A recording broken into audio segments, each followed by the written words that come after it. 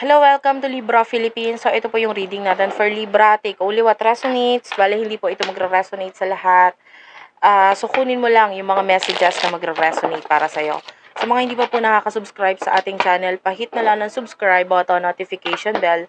Ma-appreciate ko po lahat ng likes, comments, and shares. If you want, pwede ka magpa-personal reading, Jing Tarot Reader. I-search mo na lang siya sa Facebook.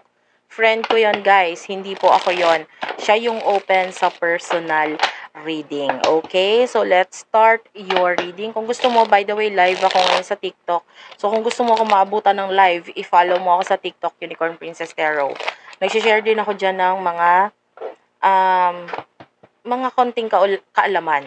Palm reading, pampaswerte. So, check mo na lang ako dyan.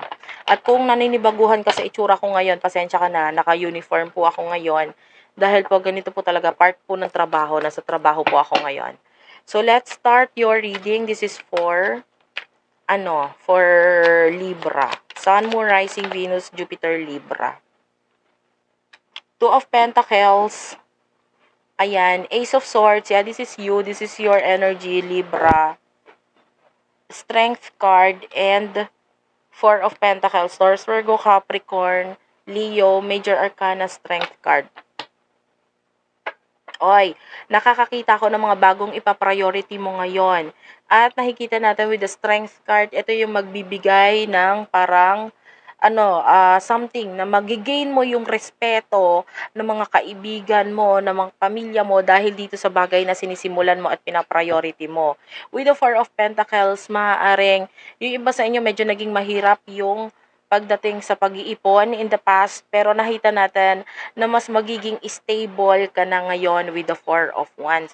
Dahil with the Ten of Swords, matatapos na kung ano man yung mga bagay na nagpapapigil sa'yo para makuha mo yung success or yung stability mo. Nakikita natin with the Nine of Swords, ito yung problema na malapit nang matapos sa'yo kasi with the Star, makukuha mo na kung ano man yung pinapangarap mo. So, napakaganda pagdating sa career mo, Libra. Oo, may mga konting naging problema in the past, pero with the Page of Swords, maaring problema kasi nakakahiya lang ng konti para sa iba. With the Five of Cups, nagdulot ng lungkot sa'yo yon, nagdulot ng malaking pagbabago.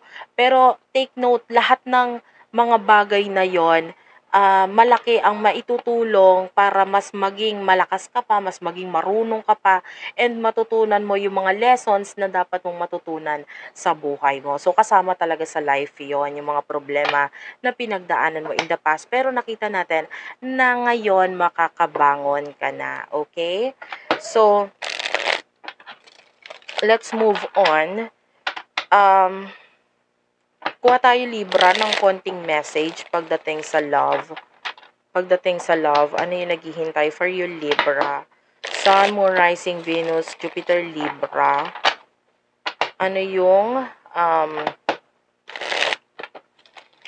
messages for Libra? Wait lang sa mga nagko-comment sa TikTok ha. After nito, Queen of Swords. Ayan. Libra, that is you. Oh, King of Swords is also here. So, King and Queen of Swords ang nagpakita sa atin. So, anong ibig sabihin nun? I can see you cutting off this hanged man. Kung ano man yung hinihintay mo, sino man yung hinihintay mo na yan, nakikita natin na ini-end mo na yan. And bakit mo ginagawa yon? Kasi with the Ten of Pentacles, wala ka nang pakialam dahil yung success nasa sayo na. Aalinin mo yung love life kung hindi ka naman pakakainin ng love life na yan. This is you giving whatever you deserve in life, at maaaring yung love na yan, bahala na muna yan sa buhay niya. Dahil sa ngayon, pera na muna ang focus mo dito. So, napakaganda ng mindset mo dito, no?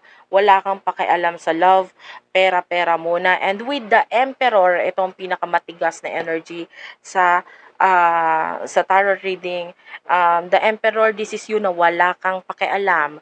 Ang pakialam mo, sarili mo, business mo, buhay mo. And why? Because with the Devil, Capricorn energy, hindi ka papayag na mawala pa kung ano man yung mga bagay na meron ka ngayon, kaya gagamitin mo ang utak mo. Dahil minsan mo nang sinayang ang pera sa walang kakwenta-kwentang tao na hindi ka naman bibigyan ng importansya. Kung ano man yung mga plano mo with the Two of Wands na may kinalaman with the Sun, ito yung positivity, ito na muna ang focus mo. So, napakaganda niyan, Libra.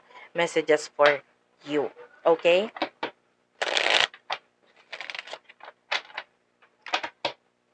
So, kukuha din ako ng love reading sa Libra na may mga karelasyon. Okay? Para sa may mga karelasyon na Libra. The Empress and the King of Cups.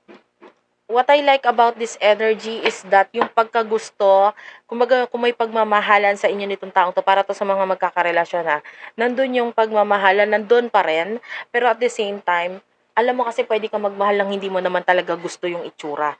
Pero this time around, this time around nakikita natin with the Empress, nandun na yung pagkagusto physically ng taong ito. Hindi ka lang niya basta minamahal, gusto ka pa rin niya physically. Thank you pala sa nag-send ng rose. Ayan, sa TikTok. Oh. Kay ano yon? Kay Joy97593. Ito yung pa-rose natin ha, lighter. Pasensyahan mo na. Daming rose, diba? O, dalawa. Thank you, Venice. Ang babait nyo ngayon magbigay ng sticker. Anyway, kung gusto mo ako mas bayan sa live TikTok, Unicorn Princess Tarot. Seven of Swords, Ace of Pentacles. Ano nga lang, pagdating sa love life, na yon, isa sa mga magkakarelasyon, meron akong, pwedeng ito, yung karelasyon mo, or this could be you, kasi pwedeng magkapalit-palit ang energy na umiiwas sa trabaho. Alam mo yon, magmahala na lang tayo, pero pagdating sa trabaho, wait lang. So, I don't know kung sino sa inyo yon, pero may umiiwas sa trabaho. Parang ayaw pa munang yumaman.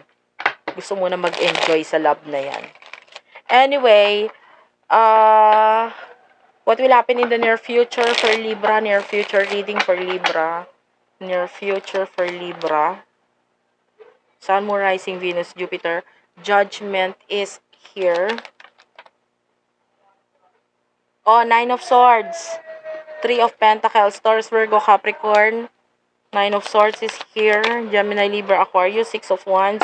Alam mo, yan, bottom of the deck is the Justice card. This is Libra energy. This is may kinalaman sa work. May mga bagay kang malalaman sa work, sa career, na parang sasabihin sa'yo. Pero kailangan mo tanggapin yon. Kasi nakikita natin, ito yung nagbibigay ng problema. Ito yung nagbibigay ng problema. Nakakita tayo ng growth sa'yo eh. Three of Pentacles. Kung ano man yung problema, kailangan solusyonan para mas magkaroon ng victory para sa buhay mo. If you are the boss, particularly sa mga, para sa mga negosyante dyan, kung kinakailangan mo talagang gawin yung isang bagay para mas mag-grow ka, mas mag-grow yung business mo, pero may mga mapapahamak, hindi naman mapapahamak, may mga malulungkot or masasaktan na tao, pero ito yung pinaka-main problem, kailangan mong harapin ito. Diba? Kasi with the Justice card, this is reality. This is katotohanan. This is, like, kailangan mong harapin yung katotohanan pagdating doon sa karir na yon. Di bali nang mamoblema ang isa, wag lang ang lahat. Nagigets mo? Siguro doon sa part na yon, sa words na yon, may makuha kang messages doon. Dahil nakakita tayo, unti-unti ka na nag-grow, pero kung ano man yung main problem, kailangan mong solusyonan. Okay? Thank you for watching, guys. I love you all. Sana mag-iwan ka ng comment, kahit heart-heart lang, malaking bagay yon sa akin. I love you. Thank you for watching, and bye-bye.